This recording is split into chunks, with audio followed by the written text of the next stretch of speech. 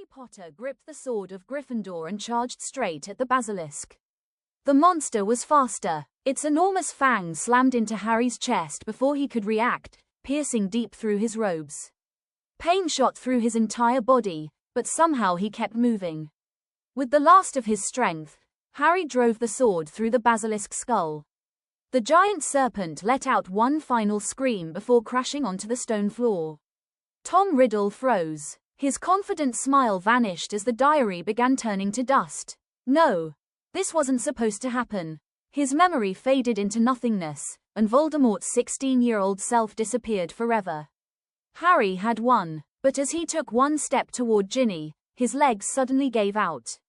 The basilisk's venom spread through his body at terrifying speed. His vision blurred. The sword slipped from his hands and echoed across the chamber. For the first time in his life, Harry Potter knew he wasn't going to survive. Ginny slowly opened her eyes just as Harry collapsed beside her. She reached for him, whispering his name, but he could no longer answer. Seconds later, Ron burst into the chamber, expecting to see Harry standing victorious over the dead basilisk. Instead, he found silence. Harry Potter lay motionless on the cold stone floor. The boy who lived had defeated Voldemort's memory, only to be killed by the monster he had conquered. The news spread across Hogwarts within minutes. Celebration turned into mourning. Students who had feared Harry only hours earlier now cried for the boy who had given everything to save one life. Even the portraits remained silent as Dumbledore carried Harry's body from the chamber. No one blamed Ginny more than Ginny blamed herself. Every morning she woke up wishing Harry had chosen to save himself instead. Molly Weasley could barely look at her daughter without remembering the boy who had died so hers could live. Arthur devoted the rest of his career to destroying cursed magical objects, refusing to let another family suffer the way his had. Far away in the forests of Albania, a weak, broken spirit felt something impossible. Harry Potter was dead. For the first time since his downfall, Voldemort felt hope. The prophecy had spoken of a boy capable of defeating him, but destiny had never promised that boy would live long enough to do it. Without Harry, everything became easier. Peter Pettigrew found his master years before anyone expected.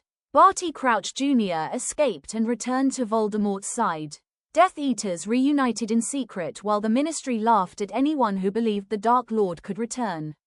Only Dumbledore understood how dangerous the future had become. Knowing there was no chosen one left, he secretly began searching for Voldemort's Horcruxes. He managed to uncover a terrible truth, but before he could destroy them all, Voldemort returned stronger than ever. Darkness spread across Britain. Entire wizarding families disappeared overnight. Hogwarts became the final safe place in the wizarding world, protected by Dumbledore and the Order of the Phoenix. Ron refused to let Harry's sacrifice mean nothing. He trained until he became one of the finest duelists of his generation. Hermione searched ancient libraries for forgotten magic powerful enough to destroy Horcruxes. Ginny joined every dangerous mission, believing she owed Harry a lifetime she could never repay. Then came the war that everyone had feared. Outside Hogwarts, Dumbledore faced Voldemort alone. The duel shook the castle itself, lighting the night with spells no student had ever witnessed. But even the greatest wizard could not fight forever. Dumbledore fell. Hope should have died with him.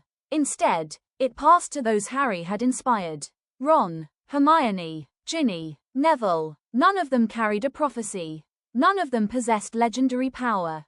But together they hunted every remaining Horcrux, risking everything because one 12-year-old boy had once shown them what real courage looked like.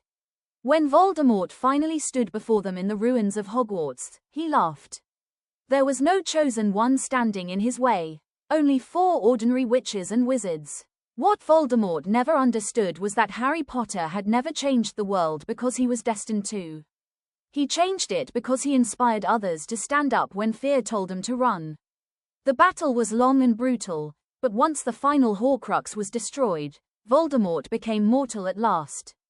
Together, Ron, Hermione, Ginny, and Neville defeated the Dark Lord, ending the war not through prophecy, but through friendship, sacrifice, and courage. Years later, visitors entering Hogwarts passed a statue unlike any other. It didn't show Harry defeating Voldemort. It showed a 12-year-old boy standing between a terrified girl and a giant serpent. Because in this timeline, Harry Potter never became the man who saved the wizarding world. He became the child whose sacrifice inspired everyone else to finish the story.